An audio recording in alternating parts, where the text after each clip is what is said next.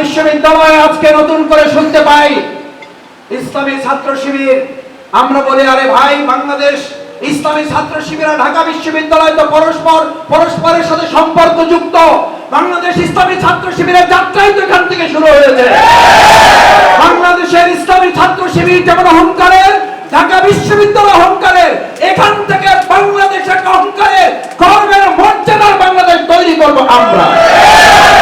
সুতরাং নতুন করে আর পরিবেশ অথবা অন্য কোনো নাম দিয়ে এই স্বাধীন এবং বাংলাদেশের নতুন যে স্বাধীনতার স্বপ্ন আমাদের সামনে তুলে দিয়েছে শহীদ পরিবারের সম্মানিত শহীদেরা, এটা নিয়ে আর কাউকে টালবাহানা করতে দেওয়া হবে না। মহানগরের সম্মানিত নেতৃবৃন্দ, উপস্থিত সম্মানিত ভাই এবং বন্ধুগণ, শহীদ পরিবারের সম্মানিত সদস্যবৃন্দ, সাংবাদিক ভাইয়েরা, আসসালামু আলাইকুম ওয়া রাহমাতুল্লাহি ওয়া বারাকাতুহু।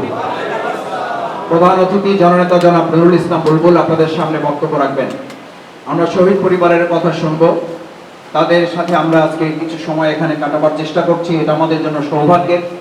আমরা প্রথমে আল্লাহর কাছে দোয়া করি, আল্লাহ তাআলা আমাদের এই শহীদদেরকে জান্নাতুল ফেরদাউসের উচ্চ মাকাম দান করুন। আপনারা জানেন, ছাত্র জনতার এই গণ অভ্যুত্থানে প্রায় ১৫০০ শহীদ হয়েছেন, প্রায় ২৫০০-এর মতো ভাইয়েরা আহত এবং পঙ্গু হয়েছেন, প্রায় ১০০০-এর কাছাকাছি ভাইয়েরা চোখ হারিয়েছেন, দৃষ্টিশক্তি হারিয়েছেন। আমাদের অনেকগুলো পরিবার এখন মজলুম অবস্থায় আছেন।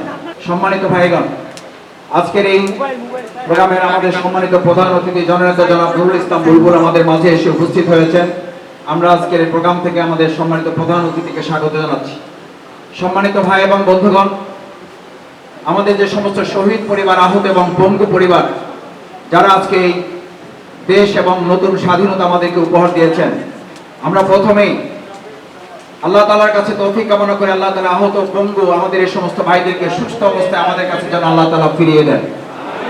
পাশাপাশি আমরা অন্তর্বর্তীকালীন সরকারের কাছে উদাত্ত আহ্বান জানাতে চাই, যদি রাষ্ট্র মেরামত করতে হয় তাহলে রাষ্ট্র মেরামতের প্রথম অংশ হিসাবে মেরামতের জন্য একটা পরিবারকে, একটা রাষ্ট্রকে গঠন করার জন্য আমরা মনে করি যে রাষ্ট্র গঠনের জন্য যারা জীবন দিয়েছে, রাষ্ট্রকে সঠিকভাবে গঠন করার জন্য শহীদদের, আহত পঙ্গু পরিবারগুলোকে গঠন করা সরকারের এবং জনগণের সবচেয়ে বড় দায়িত্ব। শহীদ পরিবার এবং আহত পঙ্গু পরিবারগুলোকে গঠন না করে, মেরামত না করে, তাদেরকে সঠিকভাবে দাঁড় না করে একটা রাষ্ট্রকে দাঁড় করানো যায় না। আমরা মনে করি ৭১ সাল যেমন আমাদের জন্য গৌরবের, ৭১ সাল আমাদের জন্য অহংকারের, একই সাথে ২০২৪ সালের জুলাই এবং আগস্টের ৫ই আগস্ট আমাদের জন্য ঠিক একইভাবে সম্মান এবং মর্যাদা। সেই জন্য সরকার, আমরা আশা করি, কম সময়ের মধ্যে আমাদের এই বীর মুক্তিযোদ্ধা শহীদদের তালিকা সম্পন্ন করবে। একই সাথে আহত এবং পঙ্গু যারা, তাদেরকে স্বাধীনতা যোদ্ধা হিসাবে তাদেরকে সম্মান এবং মর্যাদায় ভূষিত করবে। আমরা বাংলাদেশ জামাত ইসলামী শুধু একটা সংগঠন হিসাবে তাদের কাছে আজকে পাশে এসে দাঁড়াচ্ছি আমাদের নিজেদের আত্মতৃপ্তির জন্য। তাদের পাশে দাঁড়াবার সুযোগ পাওয়াটা আমাদের গর্বের। আমরা সেই জন্য তাদের আজকে কিছু আর্থিক অনুদান দিচ্ছি, এটাই একান্ত শেষ কথা নয়। আমরা আশা করব অন্তর্বর্তীকালীন সরকার দেশ মেরামতের অংশ হিসাবে আমাদের এই শহীদ পরিবারের প্রত্যেকটি পরিবারের কোন কোন সদস্যকে বাংলাদেশের কোন একটি গুরুত্বপূর্ণ অংশে তাদেরকে আত্মকর্মসংস্থানের ব্যবস্থা করে দিয়ে পরিবারগুলোকে সম্মানজনকভাবে দাঁড়াবার ব্যবস্থা তারা করে দিবেন। তৃতীয় কথা হচ্ছে, সম্মানিত ভাই এবং বন্ধুগণ, আমাদের ভাইয়েরা চোখ হারিয়েছেন, তাদের কাছে জানতে চাওয়া হয়েছে আপনার চোখ হারিয়েছেন, আপনার অনুভূতি কি? তার বক্তব্য ছিল, আমরা চোখ হারিয়েছি, আমাদের চোখের জ্যোতি চলে গেছে। আমাদের এই চোখের জ্যোতি দিয়ে যদি 15.5 বছরের অন্ধকারের বাংলাদেশ আলোর পথ খুঁজে পায়, তাহলে শুধু দুটি চোখ নয়, প্রয়োজনে আমার জীবন দিতে রাজি আছি, তাতে আমার কোনো আপত্তি নেই, আনন্দিত, আলহামদুলিল্লাহ। এই হাত হারা, চোখ হারা, পা হারা পঙ্গু ভাইদের বাংলাদেশকে আর নতুন করে কাউকে পঙ্গু বানাতে দেওয়া হবে না। বাংলাদেশের অর্থনীতিকে আর কাউকে পঙ্গু করতে দেওয়া হবে না। বাংলাদেশের শিক্ষা খাতকে আর কাউকে পঙ্গু করতে দেওয়া হবে না। বাংলাদেশের ব্যাংকগুলোকে আর কাউকে ডাকাতি করতে দেওয়া হবে না। বাংলাদেশের শিক্ষা প্রতিষ্ঠানগুলোকে আর জব্দখোরের মতো করে সন্ত্রাসীদের আখড়া বানাতে দেওয়া হবে না। ঢাকা বিশ্ববিদ্যালয়ে আজকে নতুন করে শুনতে পাই ইসলামী ছাত্র শিবির। আমরা বলি, আরে ভাই, বাংলাদেশ ইসলামী ছাত্র শিবির আর ঢাকা বিশ্ববিদ্যালয় তো পরস্পরের সাথে সম্পর্কযুক্ত। বাংলাদেশ ইসলামী ছাত্র শিবিরের যাত্রাই তো এখান থেকে শুরু হয়েছে। বাংলাদেশের ইসলামী ছাত্র শিবির যেমন অহংকারের, ঢাকা বিশ্ববিদ্যালয় অহংকারের, এখান থেকে বাংলাদেশের অহংকারের গর্বের মর্যাদার বাংলাদেশ তৈরি করব আমরা। সুতরাং নতুন করে আর পরিবেশ অথবা অন্য কোনো নাম দিয়ে এই স্বাধীন এবং বাংলাদেশের নতুন যে স্বাধীনতার স্বপ্ন আমাদের সামনে তুলে দিয়েছে শহীদ পরিবারের সম্মানিত শহীদেরা, এটা নিয়ে আর কাউকে টালবাহানা করতে দেওয়া হবে না। আমি এখনো লক্ষ্য করছি শিক্ষা খাতের সংস্কারের নামে যাদেরকে সম্পৃক্ত করা হয়েছে আমরা ধন্যবাদ জানাই, কিন্তু একই সাথে আমরা বিস্ময় প্রকাশ করছি বিগত 15.5 বছরের সরকার যেখানে আমাদের শিক্ষা ব্যবস্থাকে পরিপূর্ণভাবে ইসলাম বিদ্বেষী করে গড়ে তুলেছে, সেখানে শিক্ষা কমিটিতে 2 জন আলেম সম্পৃক্ত না করাটা এটা অত্যন্ত আশ্চর্যের ব্যাপার। আমরা অতি সত্ত্বর দাবি জানাই 90% মুসলমানের এই দেশে অবশ্যই শিক্ষা কমিটিতে একজন কওমি এবং একজন আলিয়ার সম্মানিত ইসলামী চিন্তাবিদকে অবিলম্বে সম্পৃক্ত করতে হবে।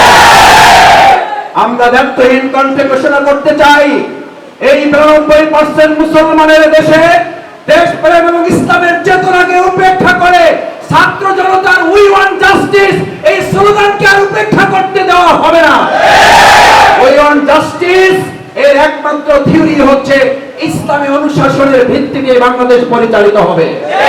সুতরাং আমাদের এই শহীদ পরিবারের সম্মানিত সদস্যবৃন্দকে সামনে রেখে আমরা পরিষ্কার বলতে চাই, আমরা সেই বিচার বহির্ভূত হত্যাকাণ্ডের বিরুদ্ধেই তো লড়াই করতে হয়েছে।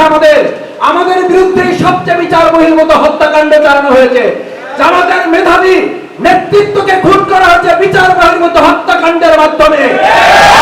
আওয়ামী লীগ ছাত্রলীগের ঘাপটি মেরে থাকা কতিপয় সন্ত্রাসীরা বিশ্ববিদ্যালয়ে বিচার বহির্ভূত হত্যাকাণ্ড পরিচালনা করছে। ইতিমধ্যে সরকার গ্রেফতার করেছে অধিকাংশ তার ছাত্রলীগ এবং যুবলীগের কতিপয় লুকিয়ে থাকা সন্ত্রাসী। আমরা হুঁশিয়ার করতে চাই, আর কোন বিচার বহির্ভূত হত্যাকাণ্ড ঘটলে বাংলাদেশের জনগণ ছাত্র জনতাকে সাথে করে নিয়ে আর একটা 5ই আগস্ট নয়, প্রত্যেকটা মুহূর্তকে 5ই আগস্ট করে তার উচিত জবাব দেওয়ার জন্য ছাত্র জনতা রাজপথে। আসুন সম্মানিত ভাই এবং বন্ধুগণ, আজকের এই সুন্দর বাংলাদেশকে গড়ার জন্য আমাদের শহীদেরা যে জীবন বাজি রেখেছেন, আজকে এই যাত্রাবাড়ি অঞ্চল, এই শ্যামপুর অঞ্চল, কদমতলী অঞ্চল সবচেয়ে বেশি গুলি চালানো হয়েছে এখানে। আজকে আপনাদের কাছে জানতে চাই, আপনারা সেদিন গুলির মুখে দাঁড়িয়েছেন, আবার যদি দেশের জন্য, আবার যদি ইসলামের জন্য, আবার যদি এই শহীদ পরিবারে রেখে দেওয়া সম্পের জন্য গুলির মুখে দাঁড়াতে হয়, আমরা কি রাজি থাকবো সবাই?